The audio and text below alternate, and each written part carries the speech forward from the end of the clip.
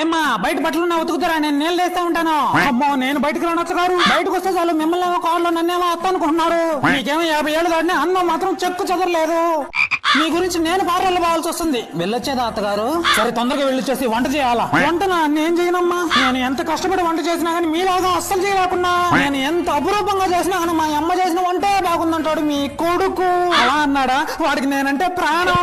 సరేలే అమ్మా నేను చేస్తాలే. అత్తగారు మీకోసం మంచి చీర తెచ్చానండి. ఇదేంది పాత చీరలా ఉందే? ఇదే మాట అన్నా నేను ఆ షాప్ ఆయనతో. ఆ షాప్ ఆయన ఏమన్నాడో తెలుసా? ఫ్యాషన్ గురించి నీకేం తెలుసమ్మా? ఫ్యాషన్ అంటే మీ అత్తది అన్నాడు. ఆ రోజుల్లో మీ అత్త చీర కట్టుకుని పోతుంటే వీధి వీధంతా మెడ వంచి ఇట్లాగే చూసేవాళ్ళు అన్నాడు. అలా అన్నాడా? మరి నువ్వు కూడా ఒకటి తీసుకోపోయినావా? మీ కోడలని చెప్పాక ఏదో 4 పట్టు చీర ముక్కలు నా మొహాన్ వేసాడు. ఎక్కడ మీ పేరు చెడిపోతుంది తీసుకొచ్చా. మీరు వద్దంటే ఇచ్చేస్తా. ఎవరు వద్దనేది తాట తీస్తా. వేసుకో నువ్వు. అత్త బాగా కలిసిపోయానండి. బంగారు చేత ఒక అల్లం టీ పెట్టివే తాగుతాను.